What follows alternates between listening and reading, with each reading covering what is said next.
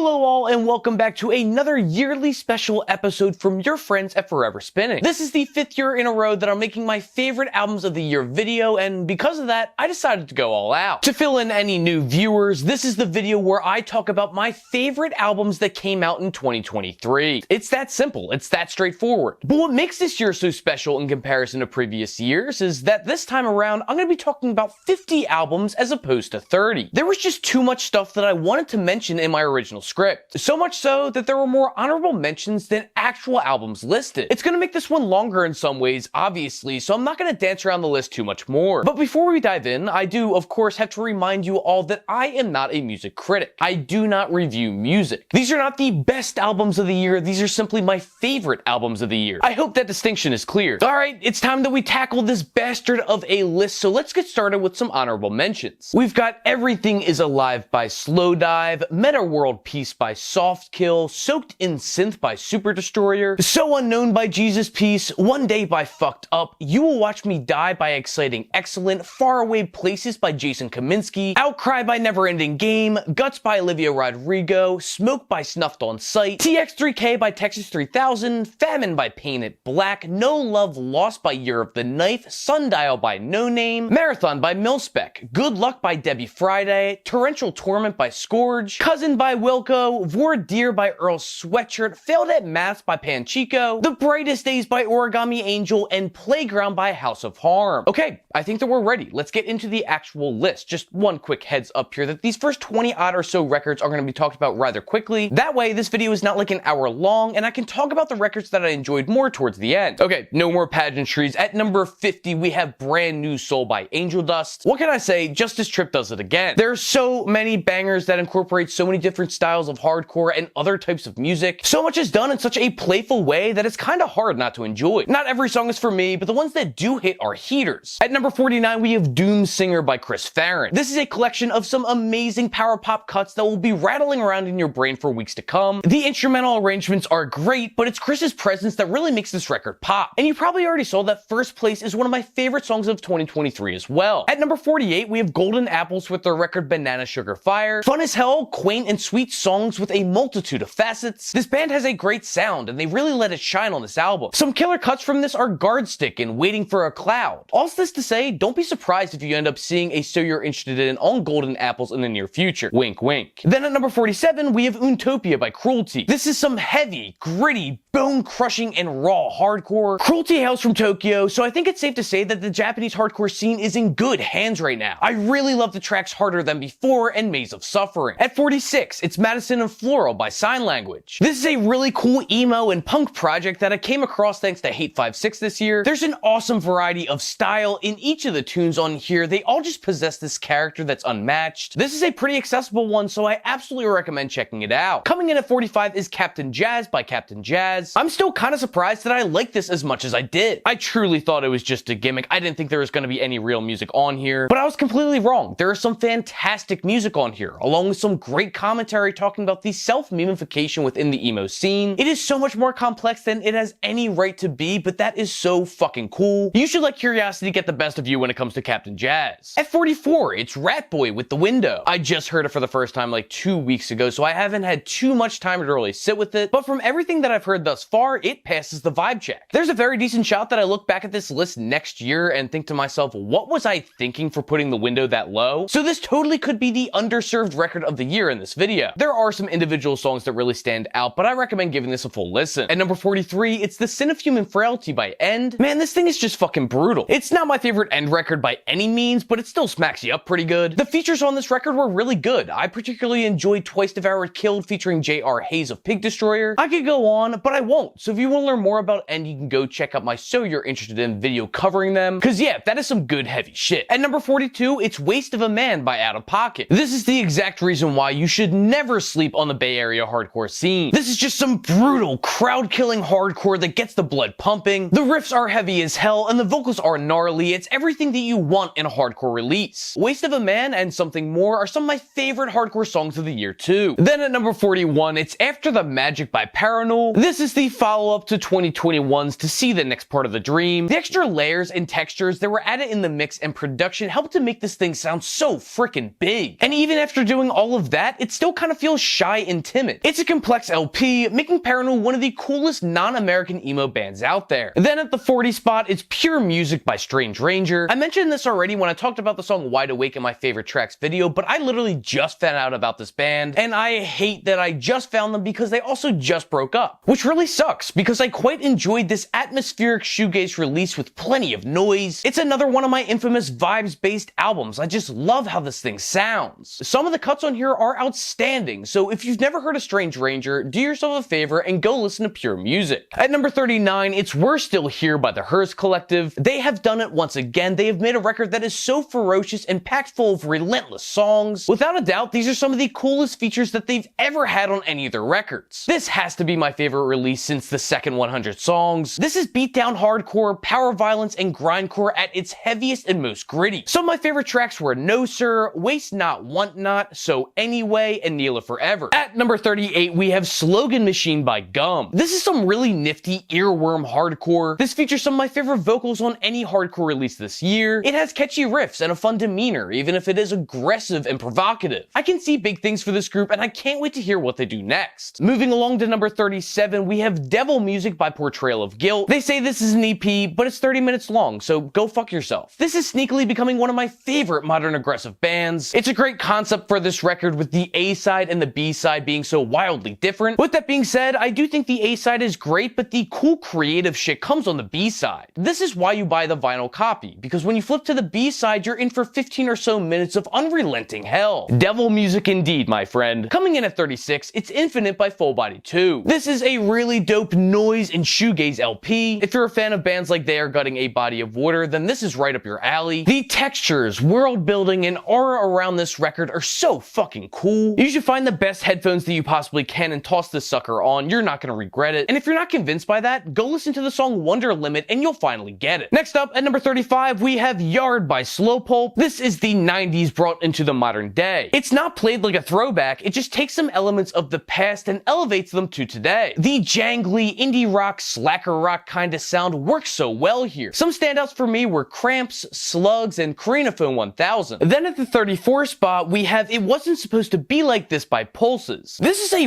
really cool, eclectic punk project. There are elements of hardcore, ska, emo, and pop punk, along with a bunch of other little things that are taken from other genres. There's a lot going on here. It's not very cohesive, but the tracks vary enough that it kind of adds to the whole experience. I think it's safe to say that you'll find at least one song on here that you'll vibe with. Next at number 33, it's Higher Lonely Power by Fireworks. This is an album that continues to grow on me the more and more that I listen to it. It came out pretty early in the year and I didn't think that it would make this list, but upon revisiting it, yeah, it's really fucking good. I love the themes revolving around God, religion, and how we interact with these things in our daily lives, whether we want to or not. I Want to Start a Religion with You is a fucking blast, along with God-approved insurance plan and Jerking Off the Sky. I really did enjoy this LP, so don't be surprised if you end up seeing a So You're Interested In covering Fireworks in the near future. Moving on to number 32, it's Spiritual Cramp by Spiritual Cramp. What can I say? This is a really fun punk record. These guys ooze charisma like it's their fucking job. The record sounds great, there are tons of catchy grooves and riffs to dance along with. This record doesn't take itself too seriously, and that is kind of the best part. It's very accessible for literally anyone, and I think that has to do with the fact that there's so much mainstream appeal here. I know I just mentioned a So You're Interested In on Fireworks, but there will be one on Spiritual Cramp coming soon, so subscribe and stay tuned. Then at number 31, we have Satisfaction by Spy. I kind of keep forgetting about how much I love this LP. It's a certified ripper that is short and straight to the point. Do I wish there was more? Yes. Am I happy with what I have? Absolutely. Spy's another one of those sneaky aggressive bands that is becoming one of my favorites. Not to mention, I really like this cover art. I just think it looks pretty cool. Into the top 30 we go, starting off with Death Is Nothing to Us by Fiddlehead. Great alternative hardcore, or whatever we're calling this right now, I don't really know. Pat Flynn and the boys do it once again. We might as well just start calling them Dominoes the way that they deliver. Alright, that was my one attempt at a joke in this video. I'm sorry, I'm done. I absolutely adore these lyrics talking about growing up and moving on in in life, and how difficult that can be in such a turbulent world where we never know what's coming next. The only thing that I do know is that I'll accept a new Fiddlehead record whenever they're ready. Next up, at number 29, it's Zach Bryan by Zach Bryan. I know, I can't believe a country album is up here either. Now that I'm 25, maybe I really am losing my edge. This is surprisingly really good for being almost an hour long. I finally get the Zach Bryan hype, and personally, I think it's warranted. I mentioned Jake's Piano in my favorite tracks video, but there really are so many good songs to choose from. I'm definitely excited to hear what Zach does next, but please, for the love of God, can he write a concise record? Oh, and by the way, I did not forget that he said he wanted to make a Midwest emo record, and I'm going to hold him to that. At the 28th spot, it is Living Proof by Drain. I'll say it off the bat, I was kinda disappointed with this release. Obviously, it is at number 28, so it did something right. It's still fun as hell with pit parts and huge thrash riffs. The production is even bigger than California Cursed, for better or for worse, and Sammy is still one of the best frontpersons in hardcore. He's just the cream of the crop. Oh, and I don't care if people think it's corny, I really do love that Good Things cover. Maybe I was wanting too much from this release, but regardless, I'll still listen to Train anyway. At number 27, it's Hell Mode by Jeff Rosenstock.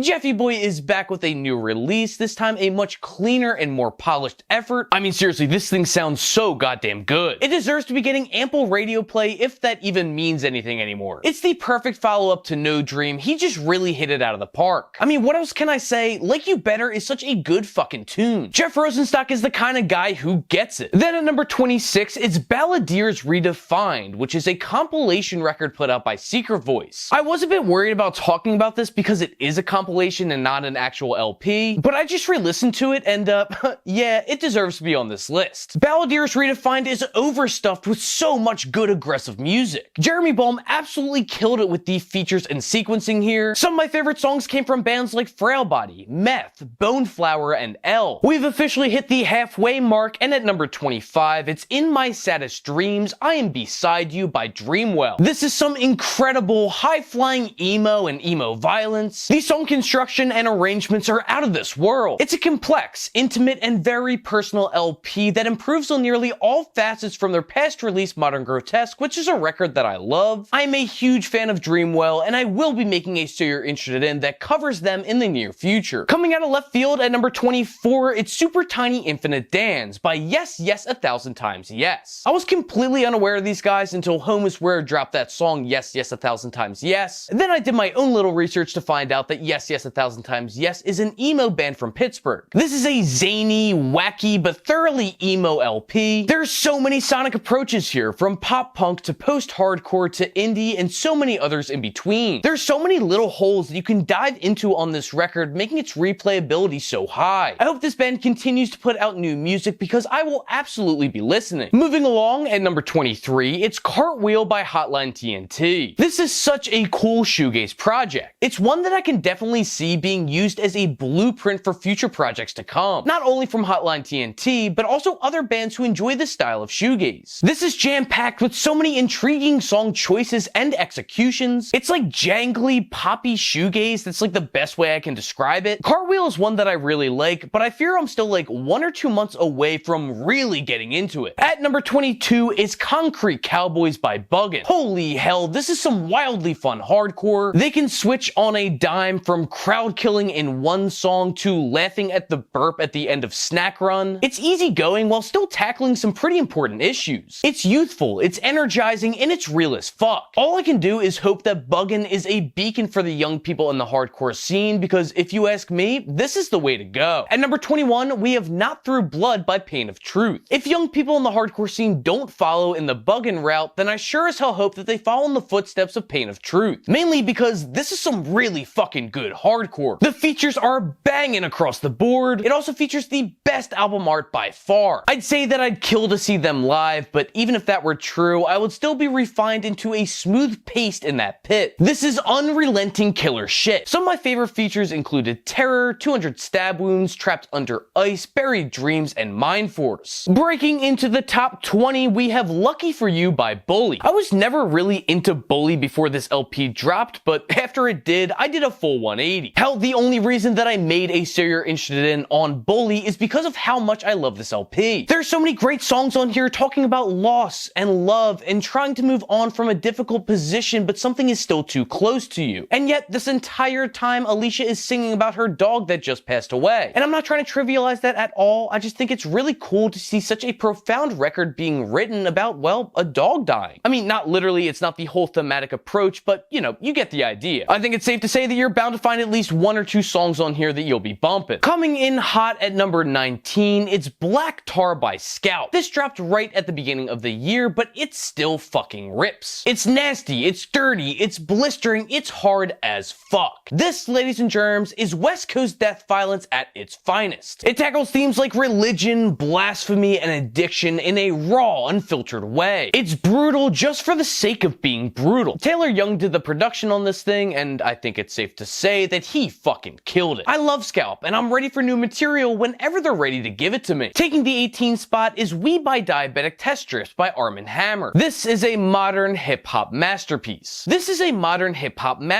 With Billy Woods and Elucid being at the top of their game. Each song is like a piece of a larger, all-encompassing puzzle. The features are amazing too, going so far as to pander directly to me by having Pierce Jordan of Soul Glow on one of the songs. This is the kind of record that I can listen to for years and years to come and still find hidden gems within each of the tracks. I really hope that this got the love that it deserves, and if you haven't heard it yet, you should go change that. Next, at number 17, it is Tsunami by Tsunami. We are of course talking about the Tsunami LP and not the Tsunami EP that dropped a couple years ago. What started off as a gag resulted in one of the biggest and most sought after hardcore bands in the world. As per usual, the Bay Area doesn't fuck around. This thing has riffs and blast beats as far as the eye can see.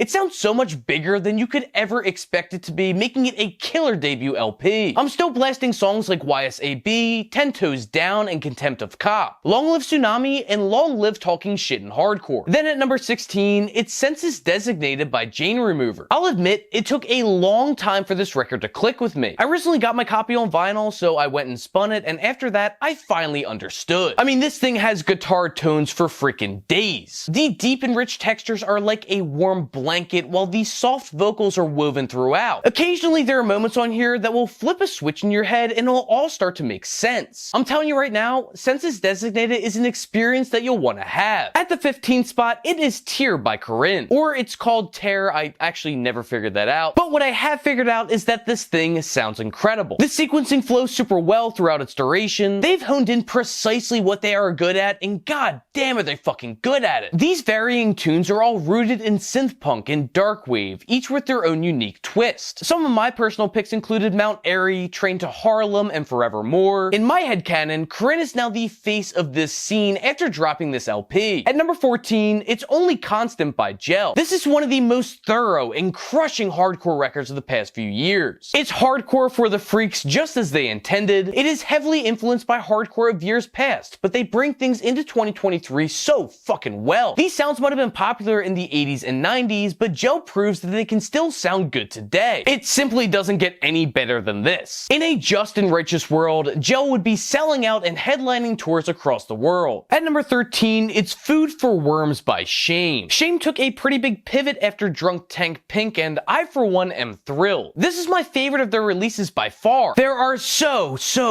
many unique, fun, and quirky tunes. It's not outright weird, but it's not totally put together either. Food for Worms exudes a ridiculous amount of energy, and it makes me want to see Shame live even more. A song like Six Pack makes me want to get up and fight someone, while a song like All the People makes me want to go cry in a corner. That, my friends, is the duality of man. Coming in at number 12, we have Liquid Mike by Liquid Mike. This is one of the best emo releases of the year. Scratch that. It is one of the best guitar-based projects of the year. It's simple and to the point, focusing more on enjoyment than saying anything profound or thought-provoking. It's mindless music in the best possible way. I'm so glad that I stumbled upon this while on Twitter one day because it has been in constant rotation ever since. I love the self-titled release so much that I pre-ordered their newest release, which is due out next year. This is a long roundabout way of saying that I will absolutely be covering them on a future So You're Interested In. Moving along to number 11, it's Scaring the Hose Volume 1 by JPEGMAFIA and Danny Brown. This project ended up being exactly what I was thinking it would be, and exactly exactly what I was hoping it would be. This features some of the best samples in either of their discographies, along with some incredibly funny lyrics. Some sections are hard as shit for absolutely no reason at all, while other sections are simply sublime. It's as close to perfect as this collaboration could have ever been. If we do want to get real, I do wish that the vocals were bumped up in certain points in the mix, but that doesn't matter. I still want Scaring the Hose Volume 2 as soon as humanly possible. Alright, y'all have weathered the storm. We have made it. We are in the top 10.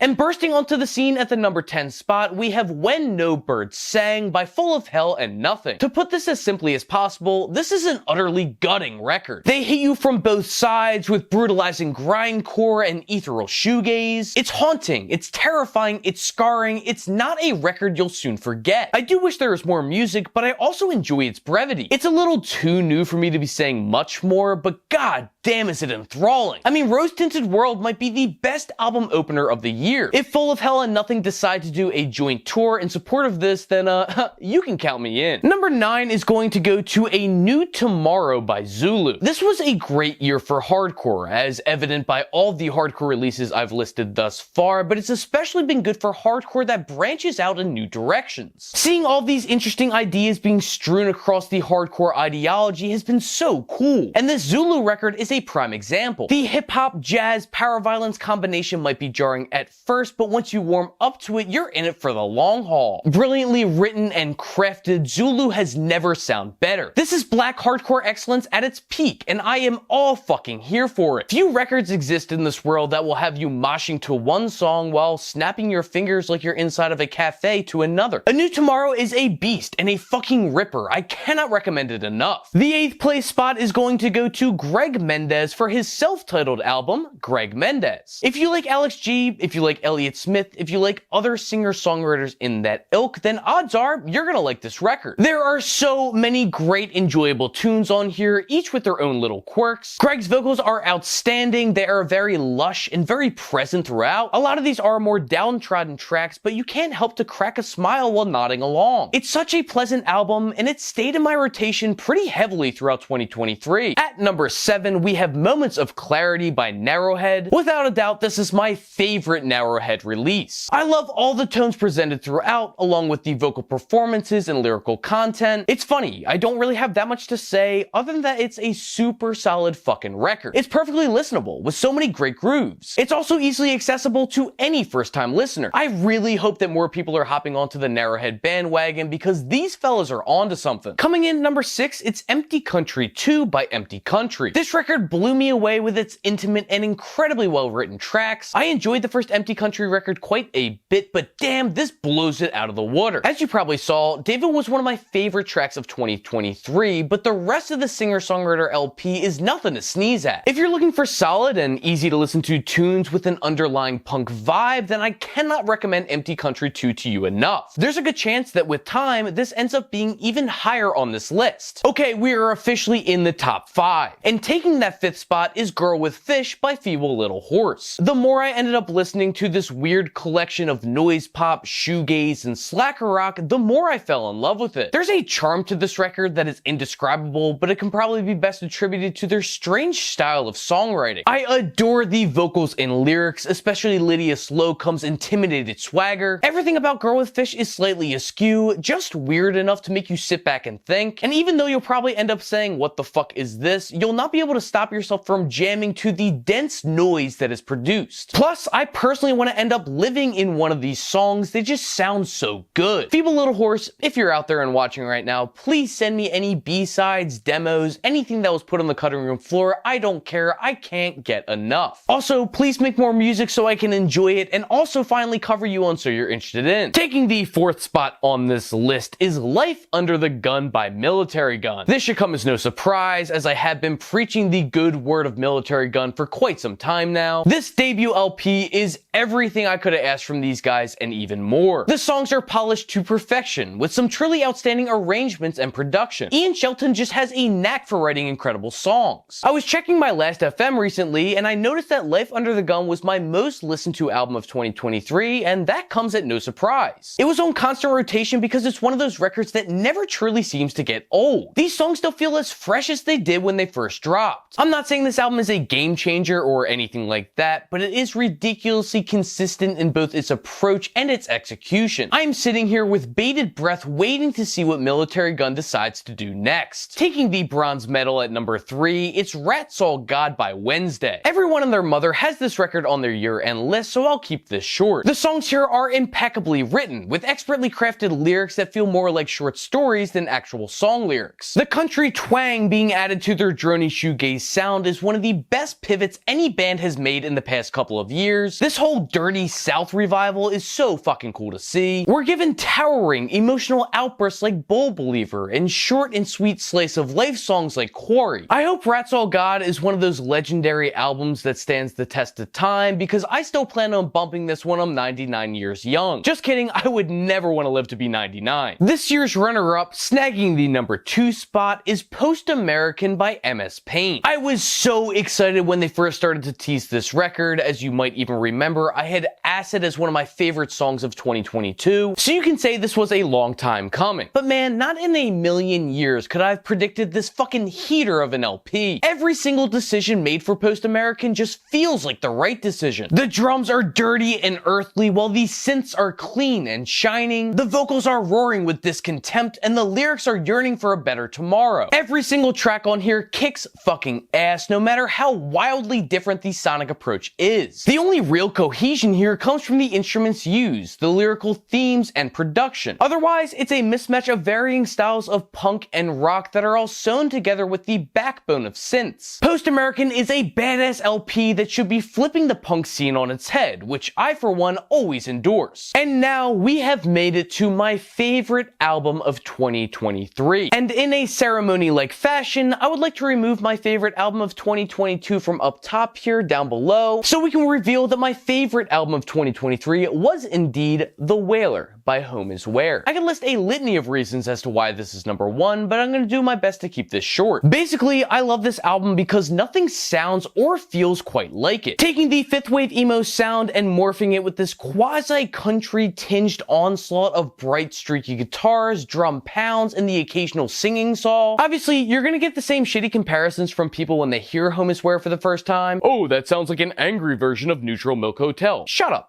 Grow up. The Wailer is so much more than just a tired comparison. It's a crushing piece of art that is a constant reminder that with each passing second, things are getting worse. Nothing will be quite as good as it was a second ago. Its ever poignant lyrics ring true more today than they did in June when this first came out. And unfortunately, I think it's going to become all the more relatable as the years pass by. The Wailer sums up all of the shit in the past 3 or 4 years in a way that isn't damning or lamenting, but passively accepting. We might not like the direction that we're headed in, but going the opposite way is simply impossible. Just accept that all of this sucks the shit out of a pig's ass and move on to the next terrible challenge. It's a message that I needed to hear from somebody that isn't in a straight edge hardcore band that's telling me not to drink or something like that. This is just very real, very raw, and very understanding of the human condition. Brendan McDonald and co fucking killed it with The Wailer, and I cannot wait to see what they have up their sleeve for the next Home Is Where release. Home Is Where forever, indeed. And that is going to conclude my 50 favorite albums of 2023. If you stuck through this entire video, I want to thank you so much for doing so. Hopefully you got some good recommendations of new music to be checking out from this list. I will have all of these albums listed alphabetically in the video description below. If you're a first-time viewer and you enjoyed this video, I would really appreciate if you subscribe to the channel. I do more than just this. I do shows like So You're Interested In, where I talk about an artist's discography, break it down to the point that it's easily accessible for anybody. I also have a series called Stacks of Wax, where I go through my record collection A through Z and show off some of the cool pieces of vinyl that I own. Then of course there are shows like The Variety Show and Where It's At. There is so much content on this channel, and there will be even more if all of you subscribe. This will be the last video of 2023, but I do have a lot planned for 2024, and I'm really excited about it, and hopefully you'll be excited too. So like I said, just be subscribed, stay in the loop, you'll know when I drop my newest videos, and hopefully this channel will expand your horizon for the musical world that is out there. And that is going to do it. We're going to lay this video to rest, but not before I give you my usual reminders for you to go out and support your local record store if you were able to, along with the local artists in your area, and,